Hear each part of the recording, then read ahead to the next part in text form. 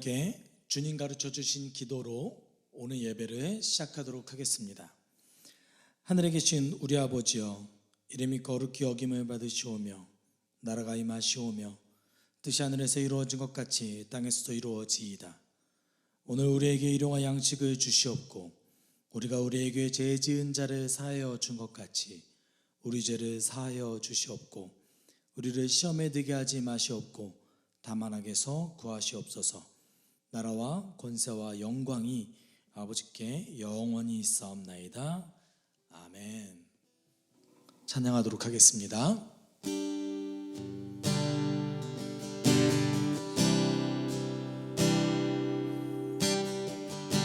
나는 하나님을 예배하는 예배자입니다. 나는 하나님을 예배하는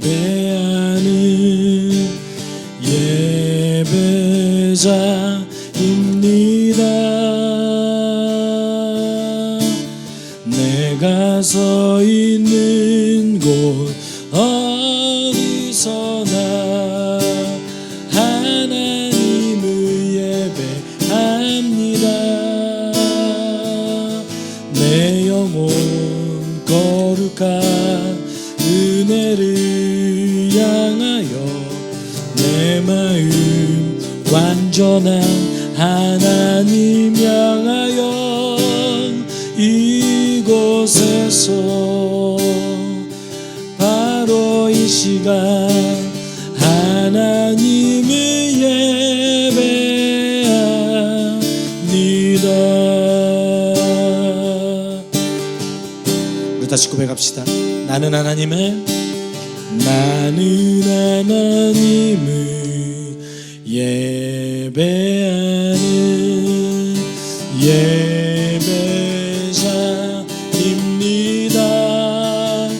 예배자입니다. 내가 서 있는 곳 어디서나 하나님을 예배합니다. 내 영혼 거룩한 은혜를 향하여 내 마음 완전한 하나님 향하여 이곳에서 바로 이 시간 하나님을 예배합니다. 내 영혼 거룩한 은혜를 향하여 내 마음 완전한 하나님 향하여 이곳에서 바로 이 시간 하나님을 예배하니 나의 평생에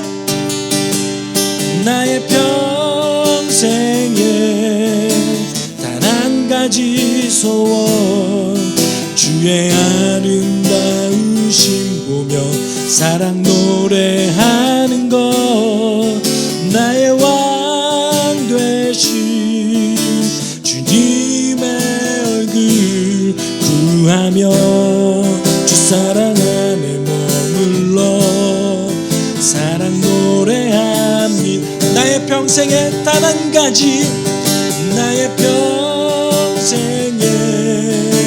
단 한 가지 소원 주의 아름다우심 보며 사랑 노래하는 것 나의 왕 되신 주님의 얼굴 구하며 주 사랑 안에 머물러 사랑 노래합니다.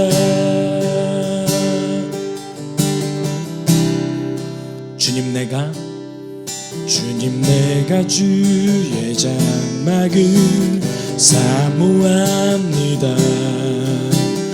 오직 주의 임재를 갈망합니다.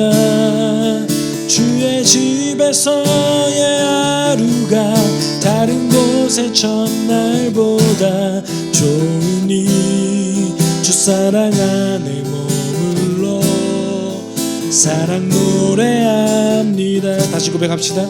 주님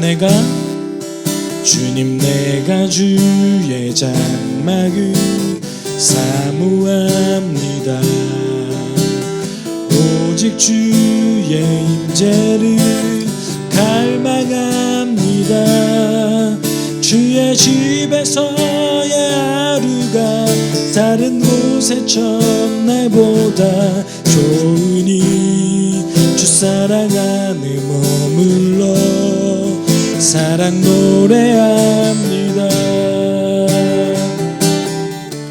나의 평생에 단 한 가지 소원 주의 아름다우신 보며 사랑 노래하는 것 나의 왕 되신 주님의 얼굴 구하며 주 사랑 안에 머물러 사랑 노래 다시 고백합시다.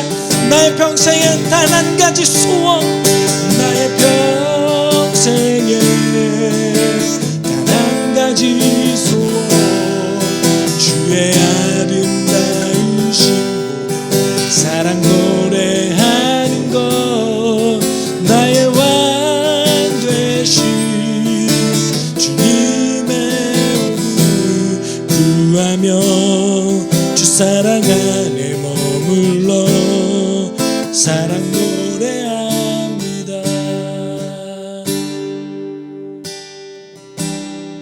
나의 평생에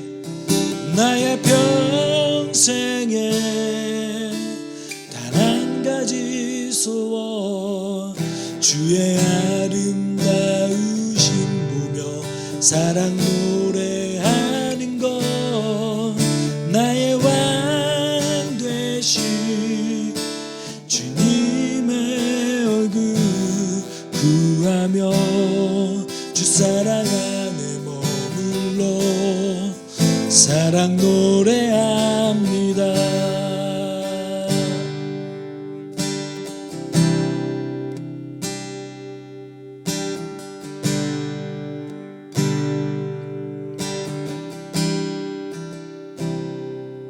십자가 내가 처음 볼 때에 나의 맘에 큰 고통 사라져 오늘 믿고서 내 눈 밝았네 참 내 기쁨 영원하도다. 십자가 내가 처음 볼 때에 나의 맘에 큰 고통 사라져 오늘 믿고서 내 눈 밝았네 참 내 기쁨 영원하도 십자가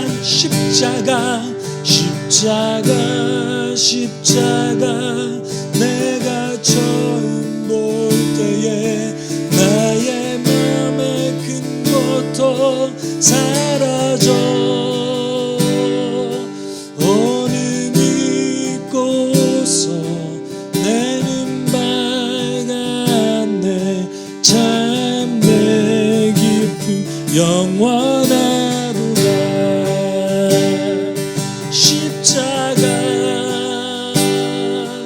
내가 처음 볼 때에 나의 맘에 큰 고통 사라져 오늘 믿고서 내 눈 밝았네 참 내 기쁨 영원한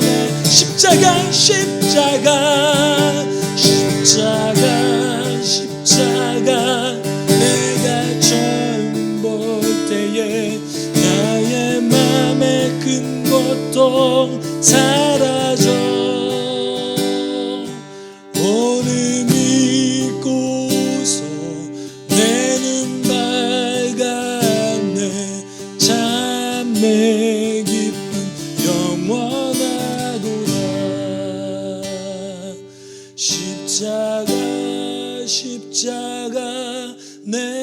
처음 볼 때에 나의 맘의 큰 고통 사라져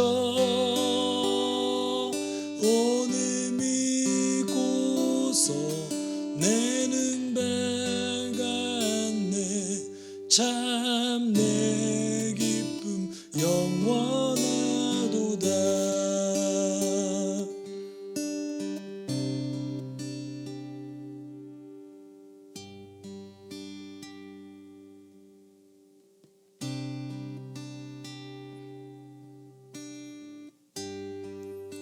우리 지금 이 순간 함께 기도할 때 성령님께서 인도하시는 대로 우리 각자가 가지고 있는 그 기도 제목을 가지고 그리고 또 오늘 예배 가운데 기대하는 우리가 각자 기대하는 그 은혜를 위해서 함께 기도하도록 하겠습니다.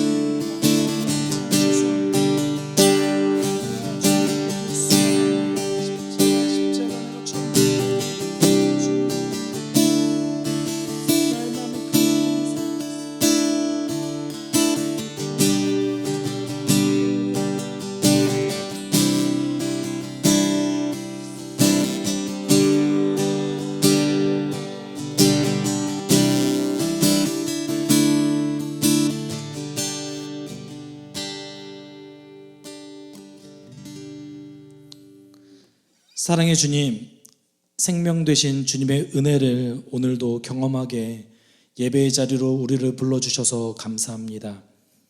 숲속교회 공동체가 하나님의 놀라운 은혜를 체험하도록 우리의 마음을 인도해 주세요. 우리는 날마다 우리의 한계와 연약함, 이기적인 모습을 경험합니다. 이 모든 것을 이기고 하나님의 말씀과 계명, 예수님의 사랑이 우리의 생각과 삶을 지배하게 우리 인도해 주세요. 가정에서는 소중함을 표현하게 하시고 하나님이 주신 그 소중한 가정이 더욱 하나님을 기쁘시게 하도록 그 안에서 생활하는 우리의 마음과 행동이 하나님의 지배함을 받게 하도록 우리를 인도해 주세요.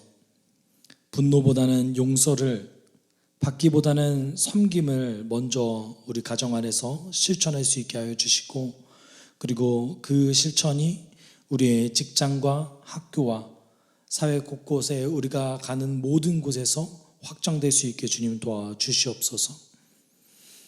오늘 말씀을 함께 나눕니다. 말씀을 귀 기울이고 우리의 마음에 새기도록 주님 인도하여 주시고 그 새겨진 말씀이 한 주 가운데 실천되어질 수 있도록 우리를 인도하여 주세요. 모든 것 감사드리며 거룩하신 예수 그리스도의 이름으로 기도드립니다. 아멘. 네, 우리가 오늘 함께 나눌 말씀은 누가복음 2장 8절에서 20절까지의 말씀입니다. 우리가 함께 제가 한 구절, 여러분이 한 구절 이렇게 교독하도록 하겠습니다. 그 지역에서 목자들이 밤에 들에서 지내며 그들의 양떼를 지키고 있었다.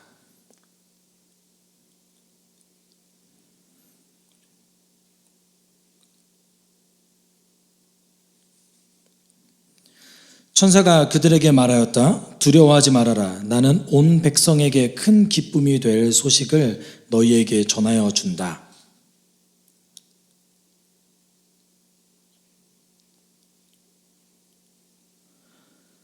너희는 한 갓난아기가 포대기에 쌓여 구유에 뉘어 있는 것을 볼 터인데 이것이 너희에게 주는 표징이다.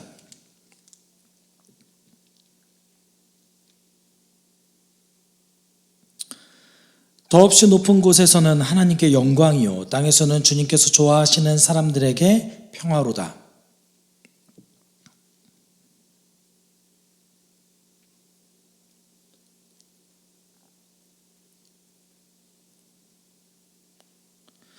그리고 그들은 급히 달려가서 마리아와 요셉과 그 위에 누워있는 아기를 찾아냈다.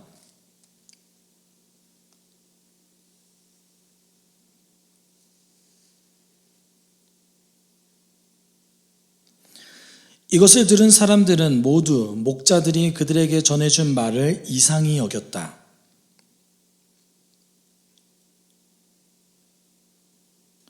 함께 읽겠습니다. 목자들은 자기들이 듣고 본 모든 일에 자기들에게 일러주신 그대로임을 알고 돌아가면서 하나님께 영광을 돌리며 그를 찬미하였다. 아멘. 오늘 외면받는 자들의 소망이라는 제목으로 우리가 함께 말씀을 나누길 소망합니다. 제가 유학을 갔다 오고 겨울이었죠. 1월이 좀 지나갔을 때에 문득 생각이 나서 지금 동부교회 옛날 그 교회 터죠. 그 교회 터에 있는 중고등부실에 잠깐 들렸던 적이 있습니다. 많은 기억이 새록새록 났어요. 예전에 제가 학생 시절에 그리고 이제 청년 시절에 밤늦게까지 피아노 앞에 앉아서 찬양을 함께 하고 그리고 함께 모여서 기도하고 하나님을 뜨겁게 찬양했던 예배했던 그런 기억들이 많이 나게 됐습니다. 그런데 이제 시간이 지나서 저와 함께 찬양을 하고 그리고 함께 예배했던 많은 이제 선배, 후배 그리고 동료들이 이제는 많은 수가 교회를 떠나고 또는 교회를 다니고 있는다 할지라도 예전과는 조금 다른 태도로 순수하지 못하고 또는 하나님을 예배하고 예수님을 알아가는 그 기쁨을 잊어버린 듯한 느낌이 들을 때가 많이 있습니다. 그래서 요새 고민을 많이 했어요. 그때부터 지금까지 쭉 그런 고민들을 많이 하게 됐어요. 어떤 고민이냐면 과거에 뜨거웠던 우리는 지금 왜 그럴 수 없는가? 이게 개인의 문제인가 교회의 문제인가? 이런 고민을 사실은 많이 하게 됐습니다. 사실 오늘까지도 그런 고민을 많이 했어요. 그러다가 문득 이 말씀이 생각이 났어요. 마가복음 10장 15절 말씀인데요. 제가 읽어드리겠습니다. 마가복음 10장 15절 말씀. 내가 진정으로 너희에게 말한다. 누구든지 어린이와 같이 하나님 나라를 받아들이지 않는 사람은 거기에 들어가지 못할 것이다. 갑자기 제가 왜 이 말씀이 생각이 났을까요? 이유가 있습니다. 어린 나이와 같이 주를 믿지 않는 자는 하나님 나라에 들어갈 수 없다. 이 말이 또 다른 의미로는 어린아이가 가장 순수하게 하나님을 잘 믿을 수 있다로 저는 들렸어요. 그러면서 그런 생각이 들었습니다. 지금까지 믿음을 잃지 않고 예수를 지금 믿고 있는 그것 자체가 참 큰 은혜구나. 우리가 세상 살아가면서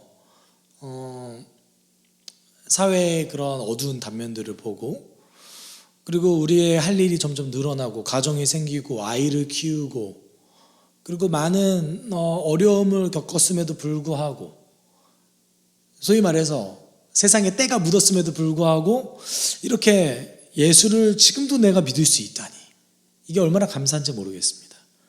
여러분 예수님은요 너가 왜 지금 옛날과 다른 태도로 예배를 드리느냐, 예전에는 너가 나를 정말 사랑했는데 요즘 왜 사랑하지 않느냐 이렇게 물으시지 않으십니다. 그렇게 묻지 않으세요. 예수님은 그럼에도 불구하고 나는 지금의 너를 사랑한다 이렇게 말씀하시죠. 우리가 그 예수님의 사랑을 자주 경험하는 그런 공동체였으면 좋겠습니다. 오늘 본문 시작할 텐데요. 오늘 보면은 이제 지난주에 우리가 예수님이 탄생한 그 부분에 대해서 나눴습니다. 그리고 예수님의 탄생을 여러 부분에서 많은 사람들이, 여러 각 계층의 사람들이 어떻게 반응하는지를 오늘 본문 속에서 나눴으면 좋겠습니다. 오늘 본문 8절과 9절은 이제 베들레헴의 근처에서 양을 치고 있는 목자들에게 천사가 갑자기 나타납니다. 천사가 갑자기 나타나요. 그러더니 천사가 목자들에게 예수님에 대해서 전하기 시작합니다. 8절 이렇게 얘기하죠. 그 지역의 목자들이 밤에 들에서 지내며 그들의 양떼를 지키고 있었다라고 얘기하고 있습니다. 여러분, 베들레헴에서 이제 그 근처겠죠. 근처에 있는 들에서 밤에 목자들이 이제 양을 지키고 있었습니다. 당시 목자들은요, 낮과 밤을 나눠서 교대로 양을 치는 것이 사실 익숙했습니다. 그런데 여기서 자기의 양이라고 했지만 이것이 그들이 소유의 양인 건지 아니면 그들이 해야 될 할당된 양인 건지는 사실 아직 정확하지는 않습니다. 근데 보통은 그들의 소유의 양이 아니라 그들에게 할당된 양, 그러니까 많은 양을 소유한 사람들이 목자를 사실 고용했어요. 고용해서 그들을 일용직 노동자로 이렇게 했던 거죠. 사용했던 거죠. 그래서 그들은 조를 정해서 밤과 낮 나눠서 양들을 지키고 양들을 돌보는 일들을 했습니다. 그런데 1세기 목자들이 어떤 사람들이었을까요? 1세기 목자들은 사실은 매우 낮은 계급에 소속되어 있는 사람들이었고 그리고 가난했어요. 성경에 목자에 대해서 그렇게 많이 등장하지만 그럼에도 불구하고 이 목자들은요 매우 가난했습니다. 심지어는 랍비들의 이제 전승에 따르면 랍비들이 비천하게 여기는 직업이 5개가 있었어요. 그 중에 3번째 직업이 목자였습니다. 참 아이러니하죠. 그럼에도 불구하고 왜 천사가 갑자기 목자에게 나타났을까요? 9절에 보면 그런데 주님의 한 천사가 그들에게 나타나고 주님의 영광이 그들을 두루 비추니 그들이 몹시 두려워하였다라고 얘기하고 있습니다. 갑자기 천사가 목자에게 나타났어요. 물론 뒤에 우리가 앞에 서서 본문을 읽었지만 천사가 나타난 이유는 무엇입니까? 아기 예수가 태어난 걸 알리기 위해서요. 왜 그럴까요? 목자는 이때 가난했고 비천한 직업을 가졌다고 여겨졌던 그런 사람들이었습니다. 그럼에도 불구하고 왜 천사는 목자에게 나타났을까요? 왜 하나님은 목자에게 천사를 보내셨을까요?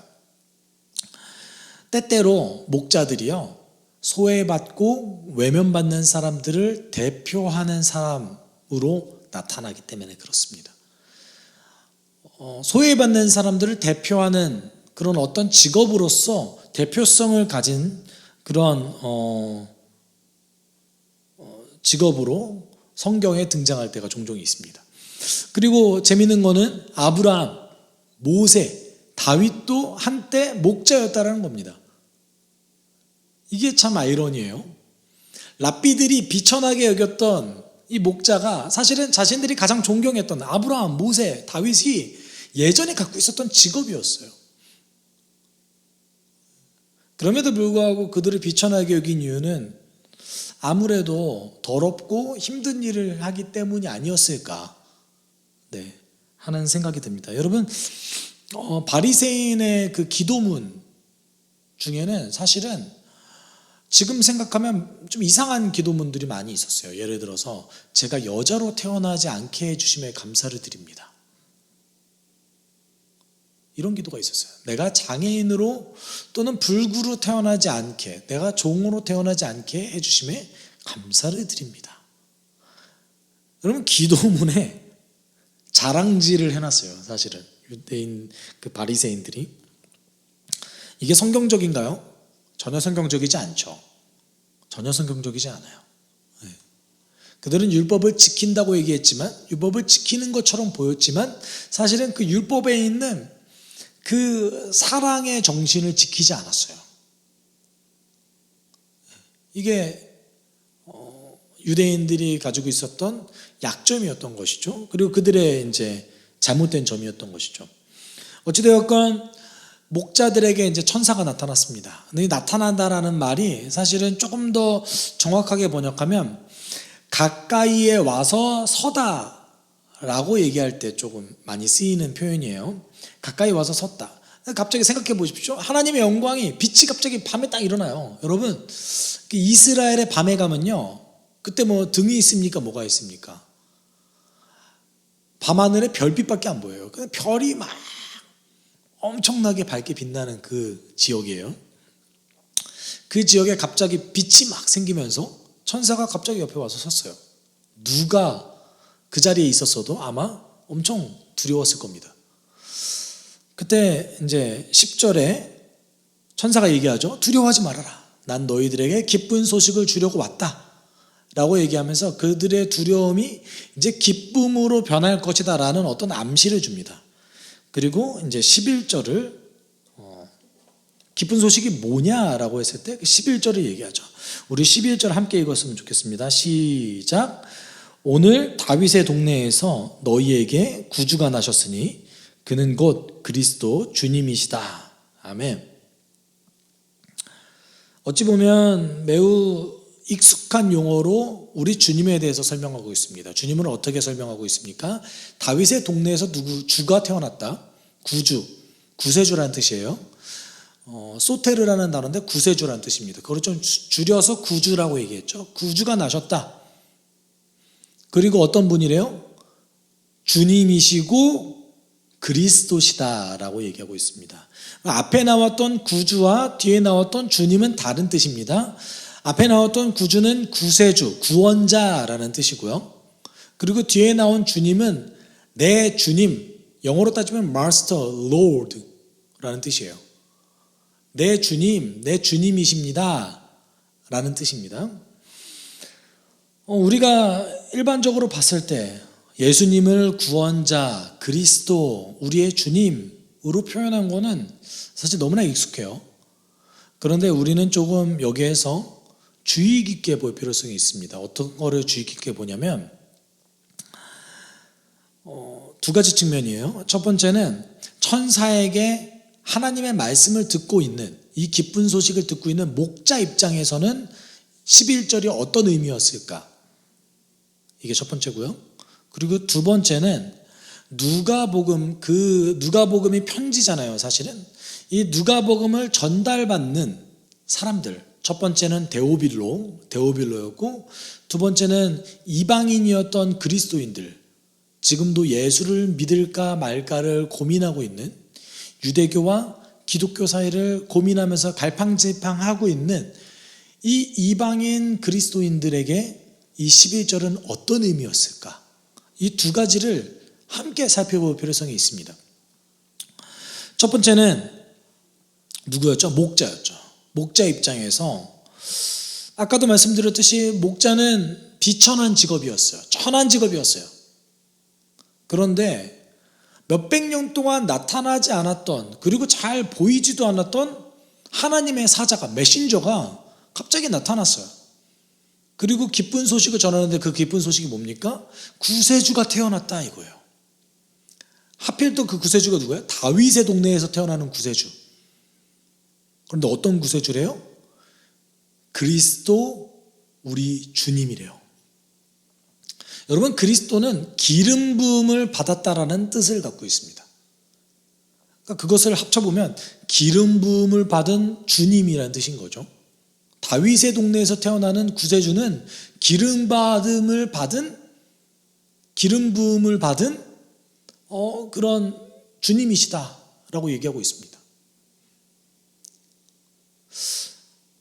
많은 학자들이 이 목자들이 천사를 만났던 그곳이 아마도 목자들의 들이라고 표현됐던 베들레헴에서 3km 정도 떨어진 들이었다고 이제 추측을 합니다. 그런데 여러분, 그 들에서 다윗이 아마도 양을 쳤을 거예요. 여러분, 양을 치면 풀을 찾아서 이곳저곳 다니지 않습니까? 아마도 다윗은 왕이 되기 전에, 기름을 부음 받기 전에 양을 치면서 베들레헴의 이곳저곳을 다니면서 양을 쳤을 거예요. 그리고 이 목자들이 서 있던 그 땅에서 양을 쳤을 겁니다. 그리고 선택받았고 기름 부음을 받았어요. 11절은 지금 목자들에게 무슨 얘기를 하는 거예요? 야, 너희들이 있는 그 땅에서 다윗처럼 기름 부음을 받은, 그리고 선택을 받은 너희들의 주님이 될 구원자가 그 땅에서 태어났다. 이걸 알려주고 있는 거예요. 여러분, 그 목자 입장에서는 사실 기분이 어땠을까요? 너무 좋지 않겠습니까? 자기들이 굉장히 비천한 존재로서 무시당하고 있었던 이 목자들이 다윗이 혹시 양을 쳤을지도 모르는 그곳에서 다윗의 왕의 후계자, 구원자가 태어났다라는 것을 천사로부터 전해봤습니다. 이들에게는 얼마나 큰 위로가 되고 기쁨이 됐을지 여러분 상상을 해보십시오. 이따가 함께 살펴볼 이후에 그들의 반응을 봤을 때도 그것이 너무나 극명하게 드러납니다. 그리고 여러분, 두 번째는 데오빌로는 로마의 고위 공무원이었죠. 이 데오빌로와, 그리고 당시 누가복음을 함께 전달받을 예수님을 이제 믿으려고 하는 이방인 그리스도인, 이들 입장에서는 어떤 의미가 있을까요? 여러분, 11절에서 얘기하는 그 구원자 그리고 기쁜 소식, 여러분, 이 두 가지는요 보통 로마 황제를 지칭할 때 많이 쓰였던 단어입니다. 특별히는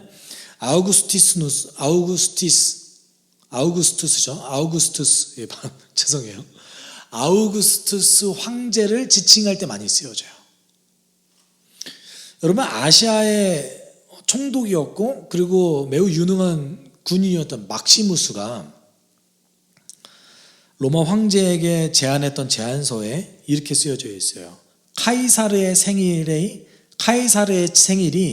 최고의 기쁨입니다. 만물의 시작과 그의 생일이 동등하다는 것은 아주 자명한 사실입니다. 카이사르가 태어나지 않았다면 세상은 파멸에 이르렀을 겁니다. 라고 얘기하면서 막시무스가 뭐라고 얘기하냐면 우리가 매해 첫 번째 날을 우리 아우구스투스 황제의 생일로 합시다 라고 하면서 제안서를 넣어요. 재밌죠? 그리고 당시 지방의회가 이런 얘기를 또 해요. 신이 내린 섭리는 아우구스투스를 보냄으로 완벽한 선을 창조했고 우리의 구주를 신께서 보내셨다. 그 기쁜 소식은 우리의 소망보다 더 초월적이었다. 더 초과했다. 이렇게 기록하고 있습니다. 이 말이 뭔 말입니까 지금? 로마 황제 아우구스투스를 기쁜 소식이자 구원자로서 묘사하고 있습니다. 이후부터 로마인들은 로마 황제를 숭배하기 시작했습니다. 여러분, 아우구스투스가 왜 이렇게 숭배를 받았냐면요, 로마의 전쟁을 없애고 평화를 가져왔거든요.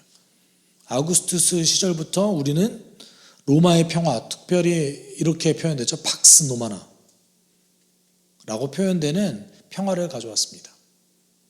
그래서 이 평화를 가져왔던 아우구스투스를 신처럼 생각하고 아우구스투스를 사냥하고 그가 온 것이 기쁜 소식이고 그가 구원자였다라고 얘기하는 것이 로마 문헌 곳곳에서 등장하고 있습니다. 여러분, 로마 고위 공무원이었던 데오빌로에게 그럼에도 불구하고 누가는 뭐라고 얘기하고 있는 거예요?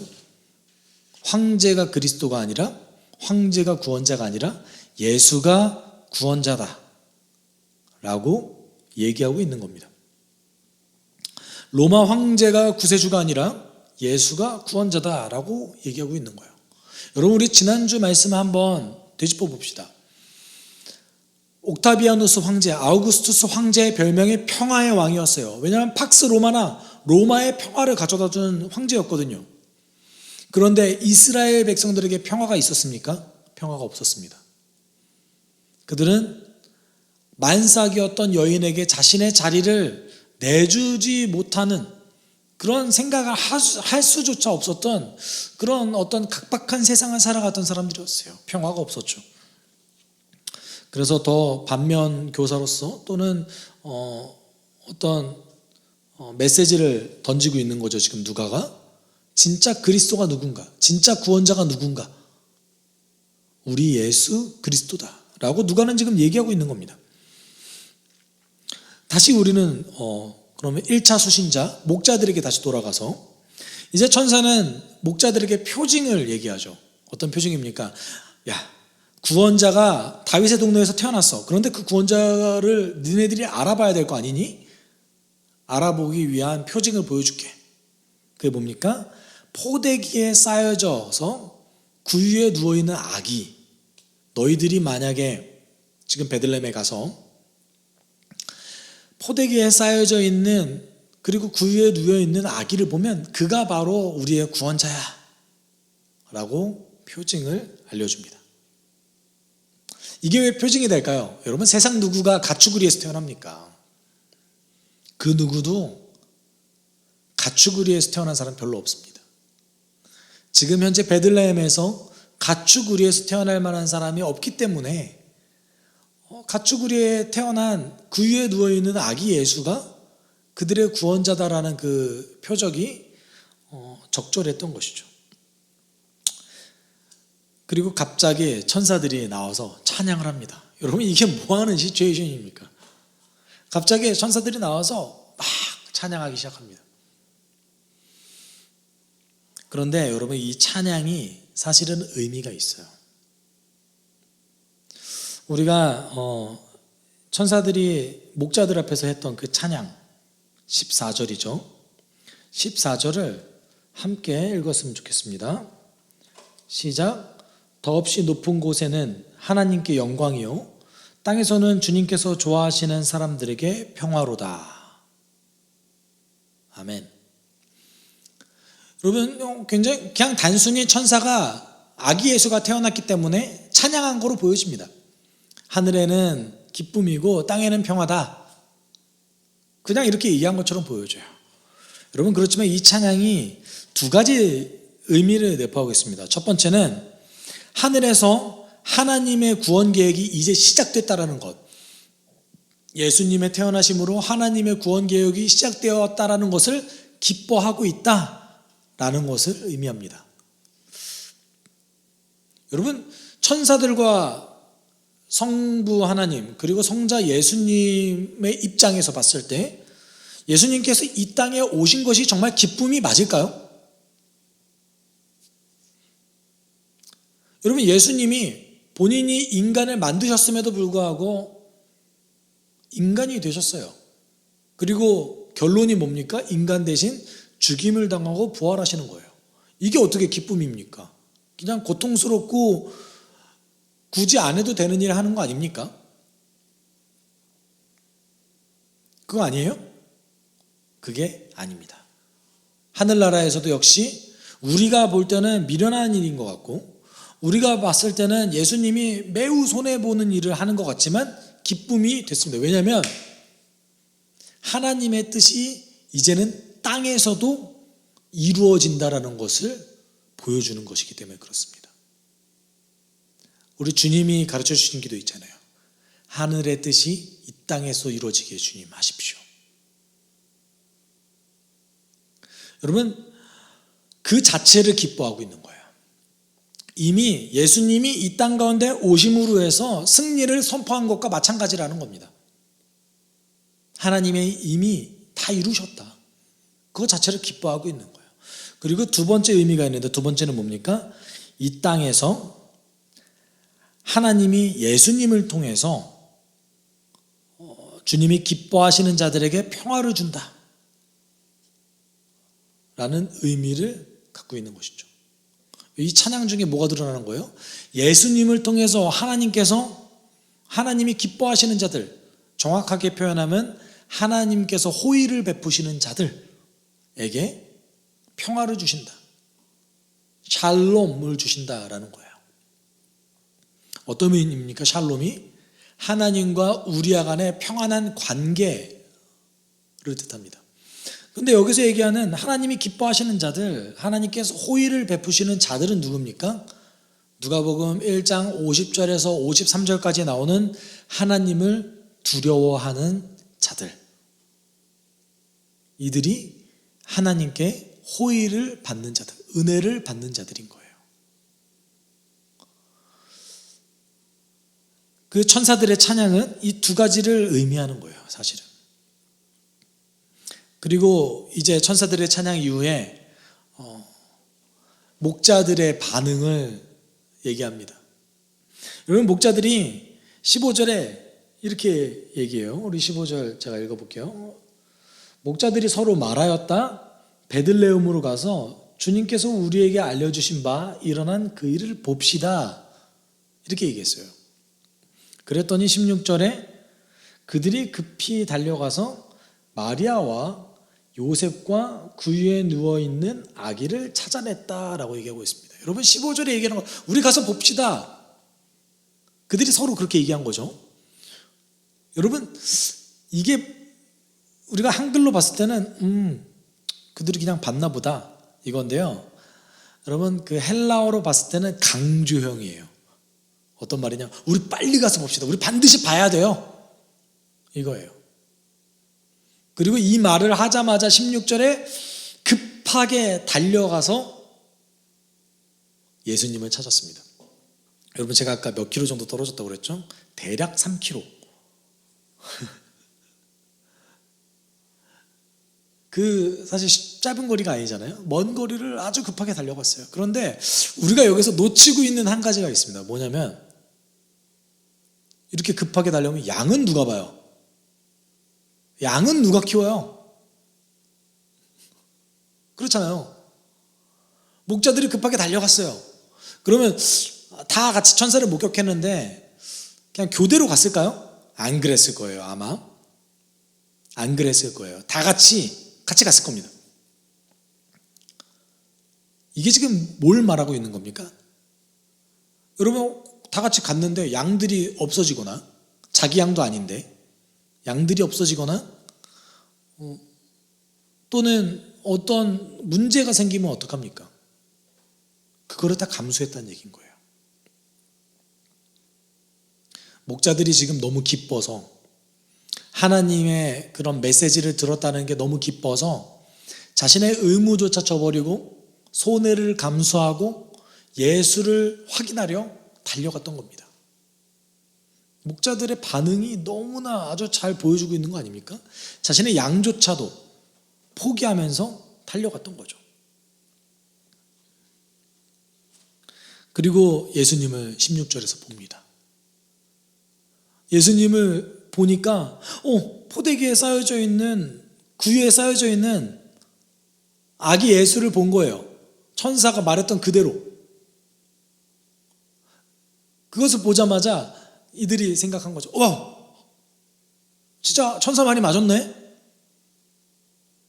너무 놀라서 그것을 마을 사람들에게 전하기 시작합니다. 근데 마을 사람들의 반응은 기대와는 좀 달랐어요. 여러분, 복음 전한다고 다 듣는 거 아니죠. 마을 사람들의 반응은 기대와 달랐습니다. 18절에 이렇게 얘기하고 있습니다. 이것을 들은 사람들은 모두 목자들이 그들에게 전해준 말을 이상히 여겼더라. 다른 말로 하면 의심했다라는 거죠. 뭔 말이야? 이상한데? 의심한 거예요. 목자들이 그렇게 기쁨으로 전했음에도 불구하고 사람들은 믿지 않았어요. 말도 안 돼. 이상한 일이 벌어졌네, 그냥. 뭔가 헛것을 봤겠지. 아마 이렇게 생각할 수도 있을 것 같습니다. 야, 구원자가 가축우리에서 태어나고 그 구원자를 알려주려고 하나님께서 목자에게 나타났다고? 하나님의 천사를 목자에게 보냈다고? 여러분 믿기 힘들지 않습니까? 믿기 힘들 거예요. 그래서 안 믿었어요. 그런데 마리아는 달랐습니다. 마리아는 그것을 아주 곰곰이 잘 기억하고 있었어요. 그 목자들이 자기에게 찾아와서 천사가 해준 말 때문에 우리가 여기 왔습니다라고 했던 그 목자들의 말을 마리아는 잘 기억했습니다. 그래서 19절에 이렇게 얘기하고 있습니다. 마리아는 이 모든 말을 고이 간직하고 마음속에 곰곰이 되새겼다. 마리아는 여기서 곰곰이 되새겼다, 지속적으로 계속해서 되뇌어서 생각했다라는 뜻입니다. 마리아는 사소한 것 하나 놓치지 않고 그것을 있는 그대로 받아들였던 것이죠. 어쩌면 이렇게 곰곰이 생각하는 그 과정을 통해서 마리아는 이랬을 수도 있어요. 자신의 그런 비참한 상황과 어려운 상황을 하나님이 일하고 계시다, 하나님이 지금도 우리를 지키고 계시다 라는 어떤 그런 확신 속에서 자신의 어려운 현실을 극복하기 위한 방법으로 계속해서 이 일을 되뇌었다라고 생각할 수도 있습니다. 그것도 좋은 방법이죠. 어찌되었건 마리아의 반응은 달랐습니다. 그리고 그 누구도 목자의 말을 믿지 않았지만, 그리고 모두가 다 목자가 전한 그 기쁜 소식을 이상하게 여겼지만 목자들도 역시 태도가 달랐어요. 20절에 목자들이 이렇게 얘기하고 있습니다. 목자들은 자기들이 듣고 본 모든 일이 자기들에게 일러주신 그대로임을 알고 돌아가면서 하나님께 영광을 돌리며 그를 찬미하였다. 아멘. 목자들은 천사가 얘기한 그대로가 성취됐다라는 것을 보고 기뻐했습니다. 그리고 하나님을 찬양했습니다. 자신들이 전했던 이 기쁜 소식이 사람들이 의심하던지 믿던지 말던지 신경 안 쓰고 자기에게 주어졌던 그 하나님의 놀라운 그 은혜만을 생각했던 것이죠. 그리고 다시 여러분 어디로 가야겠어요? 자신이 치고 있었던, 돌보고 있었던 양들에게 다시 돌아가면서 하나님을 찬양했던 거예요. 저였으면 사실은 예수님을 목격하고 나서 문득 그렇게 생각했을 수도 있을 것 같아요. 내 양들이 위험하지 않을까? 양들을 걱정했을 수도 있을 것 같습니다. 그런데 그들은 양들을 걱정하기보다 자신들에게 일어난 일들을 놀라워하면서 하나님을 찬양했습니다. 여러분, 누구도 상상할 수 없었던 목자들이 천사를 만났던 것, 이건 누구도 사실 당시에는 상상하기 힘든 일이었습니다. 이 메시지가 지금 우리에게 무엇을 이야기하고 있는 것일까요? 목자가 천사를 만났고 예수님이 태어났다는 것을 확인했다. 그리고 그들이 찬양했다. 지금 이거를 얘기하는 게 전부일까요? 아니요. 목자에게 천사가 나타났다라는 것, 그리고 하나님께서 그들에게 관심을 보이셔서 예수가 태어났다라는 것을 알리셨다라는 것은 지금 하나님의 관심사가 어디에 있다라는 것을 보여주고 있는 겁니다. 여러분, 하나님의 관심사가 이스라엘을 지도하고 있고 이끌고 있는 그런 사람들에게 가 있지 않습니다. 부자들에게 가 있지 않습니다. 안정적이고 조금 더 자신의 재물을 드리고 하나님을 섬길 수 있는 사람들에게 가 있지 않습니다. 지금 하나님의 시선이 어디로 가 있습니까? 외면받고 소외받고 사람들이 비천하다고 여겼던 목자들에게 가 있었습니다. 여러분, 지금 우리는요, 하나님께서 무엇을 중요하게 여기시는지, 하나님의 시선이 어디에 가 있는지를 지금 알 수 있는 대목이에요. 몇몇 사람들은 이렇게 얘기할 수 있을 겁니다. 아니, 약자들에게 시선을 주면서 그들의 왜 현실적인 문제는 고쳐주지 않지? 차라리 그들의 현실적인 문제를 고쳐주면 되잖아. 하나님 왜 안 그러실까요? 하나님이 우리 교회에서는 항상 이렇게 얘기하잖아요. 성경도 이렇게 얘기합니다. 하나님의 시선이 고아와 과부, 약자들, 소외받는 자들에게 가 있습니다 라고 얘기하면 우리는 이렇게 질문할 수 있습니다. 그러면 왜 그들이 외면받고 그들이 고통받는 그 현실을 고쳐주지 않습니까? 왜 그럴까요? 그 이유는 하나님께서 이 땅에 멸망을 결정하셨기 때문에 그렇습니다. 여러분, 이 땅은 멸망받을 세상이에요. 여러분, 멸망받을 세상은 어떤 세상입니까? 하나님의 정의가 실천되는 곳입니까? 정의로운 곳입니까? 선한 사람들이 인정받는 곳입니까? 아니요. 그런 세상이면 멸망받을 필요가 없죠. 희망이 있지 않습니까? 여러분, 멸망받은 세상은요, 하나님의 정의가 실천되지 않는 곳, 약자가 괴롭힘을 받는 곳, 멸망받을 이유가 있는 곳, 멸망을 당해도 싸는 곳, 그곳이 멸망받을 세상 아닙니까? 하나님이 보시기에 이 땅은 이미 멸망받을 세상이에요. 그 때를 우리가 모를 뿐입니다. 그렇지만 멸망받은 세상 속에서 고통받고 있는 약자들에게 하나님이 관심이 있는 거예요.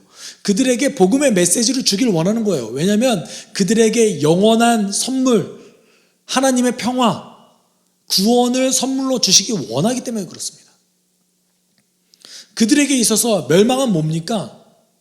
새로운 시작이죠. 영원한 행복의 시작입니다. 이 땅 가운데 잠시 고통받을지는 모르지만 하나님은 그 고통받는 자들에게 관심을 가지고 계십니다. 오늘 본문은 그거를 보여주고 있는 거예요. 세상의 대부분의 사람들이 멸망당하지만 그 중에 소외되고 약하고 정말 예수님의 복음이 필요한 자들에게, 그리고 예수님을 믿기를 원하고 하나님을 두려워하는 자들에게 하나님은 시선이 가 있다는 것을 오늘 본문은 보여주고 있습니다.